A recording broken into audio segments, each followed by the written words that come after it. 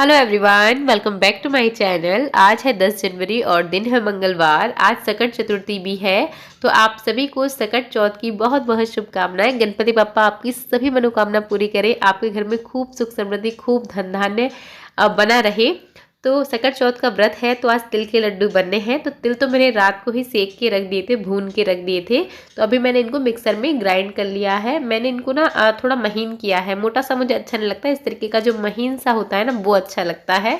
तो इस तरीके के काम की अगर थोड़ी सी तैयारी पहले से कर देना तो ईजी हो जाता है। वैसे भी सर्दियों के दिन है, तो काम को बांट के करना ही अच्छा रहता है, क्योंकि आप समझ सकते हैं सर्दियों में सुबह के काम करते करते ही काफ़ी लेट हो जाता है, उतनी फुर्ती से काम नहीं कर पाते हैं ना। और मुझे भी सर्दी की थोड़ी असर हो गई है, सर्दी जुकाम सभी जगह चल रहा है, तो मुझे भी हो गया है। तो सुबह के अपने जितने भी क्लीनिंग वगैरह के काम हैं वो सारे तो मैंने ख़त्म कर दिए हैं। अभी लगभग 10:30 बज रहे हैं। तो अब ये लड्डू बनाने के लिए तिल को मैंने मिक्सर में पीस लिया है, जितना मुझे चाहिए उतना बारीक। और अगर आप थोड़ा से मोटा रखना चाहें तो वो भी रख सकते हैं। तो इस तरीके से अब ये जितना मुझे चाहिए उस तरीके से हो गया है। तो अब करते हैं हम गुड़ की तैयारी।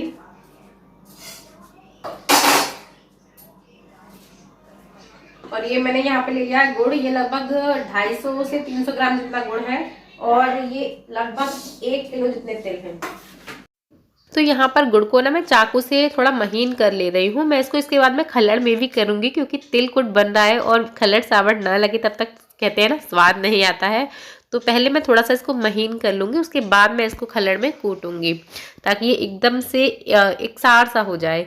तो मैंने इसको चाकू से काट लिया है। एकदम से बड़ा अडीला रखो ना खल्लड़ में तो बहुत देर लग जाती है। तो चाकू से काटने के बाद मैंने खल्लड़ में यहाँ पे पॉलीथीन लगा ली है एक, इससे ना गुड़ चिपकता नहीं है। खल्लड़ में करो तो एकदम से आराम से निकल जाता है, गंदा भी नहीं होता है खल्लड़, और गुड़ भी हमारा जो है वो हमें चिपकता नहीं है, आसानी से मिल जाता है। एक पॉलीथीन लगा लिया, थोड़ी हैवी वाली जो आती है ना वो है, एकदम पतली वाली लगाते हैं तो फिर वो फट जाती है। तो बस यहाँ पर मैं गुड़ को कूट लूँगी अच्छे तरीके से। और खल्लड़ में कुटा हुआ गुड़ ना एक सार सा हो जाता है, तो लड्डुओं में जो मिठास आती है ना वो इवन रहती है। ये नहीं कहीं पे डेला आ रहा है कहीं पे कुछ। तो देखिए थैली की वजह से गुड़ बिल्कुल भी चिपका नहीं है, आसानी से निकल गया है। तो बस इस गुड़ को मैं अब कढ़ाई में कर ले रही हूँ। और मैंने इसको एक कढ़ाई में डालने के बाद दूसरे बर्तन में जो हमने तिल पीस के रखे थे वो डाल दिए हैं। और गुड़ को मैं इसमें मिलाती रहूँगी धीरे धीरे करके, यानी मैं इसको डिवाइड करके थोड़ा थोड़ा हाथ से इस तरीके से करके मैं इसमें डाल दूंगी। उसके बाद जो असली मेहनत है वो ये है, क्योंकि तिल के लड्डू में घी वगैरह तो डलता नहीं है। जो अभी मैं लड्डू बना रही हूँ उसमें ना घी है, ना बूरा है, ना कोई खोआ है, मतलब कुछ भी नहीं है। उसके बिना भी ये लड्डू बहुत ज़्यादा टेस्टी लगते हैं और बहुत बहुत हेल्दी भी रहते हैं। अगर आप हेल्थ कॉन्शियस हैं, आप डाइट पर है ना, तो भी ये लड्डू आप मन भर के खा सकते हैं। और इसका टेस्ट तो लाजवाब है। एक बार जो ये वाला लड्डू खा लेता है ना, उसके मुंह में इसका टेस्ट हमेशा रहता है, मतलब उसको वन ऑफ फेवरेट स्वीट्स में आ जाता है ये। तो बस जो असली मेहनत है वो ये है, इकसार कर लेना है गुड़ को और तिल को हाथ से मल मल के, और उसके बाद बस इसके लड्डू बांधते जाने हैं। आसानी से बन जाते हैं बिना किसी घी के, बहुत ही आसानी से ये लड्डू बंध जाते हैं। तो बस मैं एक एक करके सारे लड्डू इस तरीके से ही बांधती रहूंगी। Deep within, here we go, but somehow I'm caught in the middle. Is this the end before we've even begun?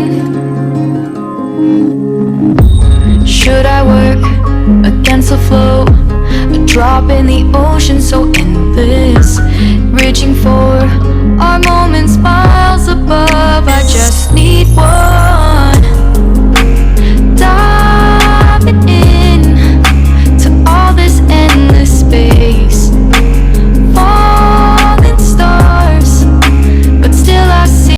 तो भाई सारे लड्डू हमारे बनके रेडी हो चुके हैं। तो अब मैं इसको एक डब्बे में भर के रख दूंगी, और पूजा के समय पे मैं इसमें से निकाल लूंगी। तो सकट चौथ के व्रत के लिए ये लड्डू बनना बहुत ही ज़रूरी होता है। इससे ही आज गणपति बप्पा का भोग लगता है, इससे ही कहानी सुनी जाती है। तो ये तैयारी मैंने सुबह ही अपनी कर ली है। तो मैं आपको पास से दिखा रही थी, देखिए इतने बढ़िया लड्डू बने हैं, एकदम आसानी से, और एकदम बढ़िया लड्डू बन जाते हैं लिमिटेड इंग्रेडिएंट्स के साथ। तो बस अब लड्डू वगैरह बनाने का काम हो गया। तो आलू के पराठे बनने थे, बच्चों को खाने थे आलू के पराठे। मेरा तो फास्ट है, तो मम्मी ने और बच्चों ने अपना खाना पीना जो है वो कर लिया है। और अब थोड़े बहुत बर्तन हो गए थे जो मैंने अभी निपटाना उचित समझा, क्योंकि फिर ना एक के बाद एक काम लगे रहते हैं, और उसके बाद जब बर्तन का काम रह जाता है ना तो ये बहुत भारी पड़ता है ठंडों में। तो थोड़े थोड़े बर्तन साथ साथ में मैं निपटाती रहती हूँ। तो जितने भी बर्तन अभी हुए थे वो सारे मैंने निपटा लिए हैं। और जो पूजा के बर्तन हैं इन्हें हम अलग सर्फ से साफ़ करते हैं, इसका अलग पाउडर है, तो उसको मैं साइड में रख देती हूँ और पहले अपने जितने भी बर्तन हैं उनको कर लेती हूँ, उसके बाद में मैं पूजा के करती हूँ। या फिर ऐसा होता है कि पूजा के हम पहले कर लेते हैं।